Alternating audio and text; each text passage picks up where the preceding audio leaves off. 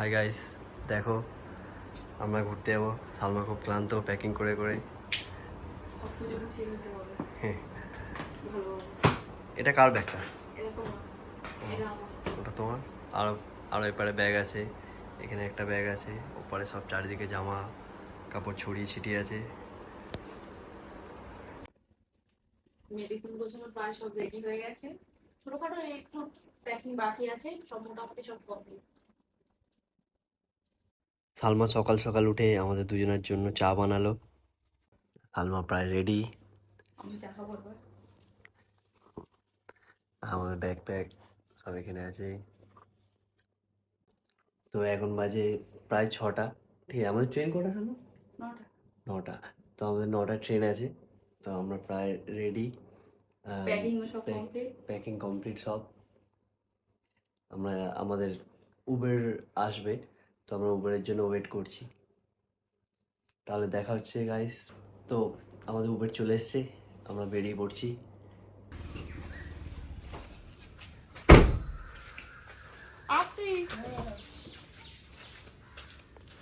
বাইপাসে চলে আসলাম। এই ট্রিপটা আমরা দুজন মিলে প্ল্যান করেছি। ঘুরতে যাওয়ার এই প্ল্যানটা আমাদের অনেক দিন আগে থেকেই ছিল, কিন্তু দুজনের সময়ের অভাব ও কিছু পার্সোনাল প্রবলেমের জন্য আমাদের যাওয়া হয়ে উঠছিল না। ফাইনালি দুজনের সময় হয়েছে, আর লাকিলি আমরা ট্রেনের টিকিটটা পেয়ে গেছি। দুজনে গান শুনতে শুনতে চলে আসলাম শিয়ালদাতে। আমরা ট্রেন ছাড়ার প্রায় 1 ঘন্টা আগে পৌঁছে গেছি। এখন ট্রেন আসার পরে আমরা তাড়াতাড়ি চলে এসেছি। আমাদের ট্রেন হয়তো এই 14 নম্বর বা 13 নম্বর প্ল্যাটফর্মে আসবে, ঠিক জানি না। এখন স্টেশনে বসে বসে সালমা ক্লান্ত হয়ে গেছে। স্ক্রিনে দিয়ে দিয়েছে যে ট্রেনটা 12 নম্বর প্ল্যাটফর্মে আসবে।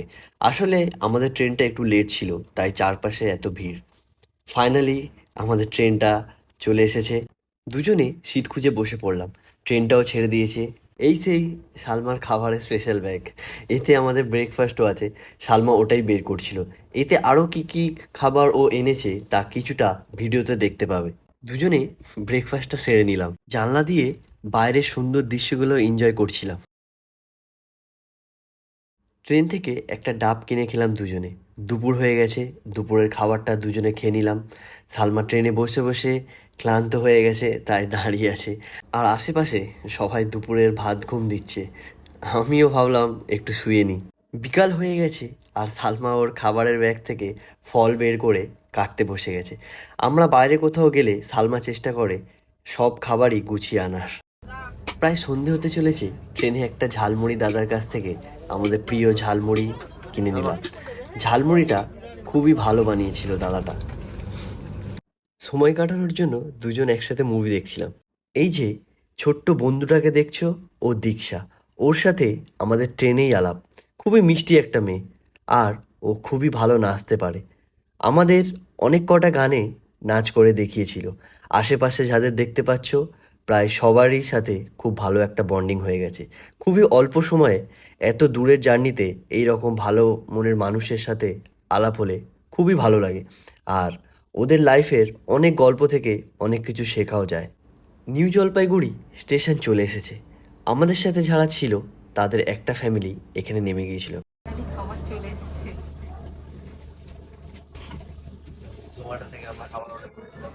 এখানে সালমা দীক্ষাকেও বিরিয়ানি দিচ্ছিল। এই দিদির সাথে সালমার ভালো বন্ধুত্ব হয়ে গেছে।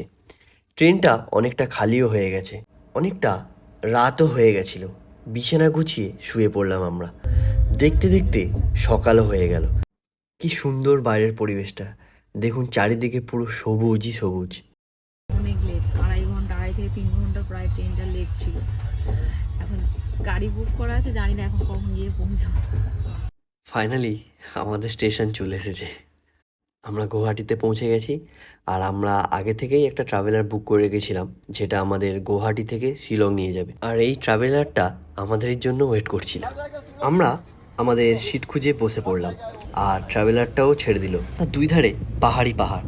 আর আমরা যে ট্রাভেলারটা করে যাচ্ছি, এটা চাইলে আপনারাও বুক করতে পারেন। এটা রেডবার্স থেকে সরাসরি বুক করতে পারবেন। আর এটার একটা অ্যাডভান্টেজ ও ডিসঅ্যাডভান্টেজ আছে। সালমা খুবই ক্লান্ত ছিল, তাই ঘুমিয়ে পড়েছে। আর একটু পরে উঠে বাইরের দৃশ্যগুলো উপভোগ করছে। তারপরে ফাইনালি আমরা চলে এসেছি।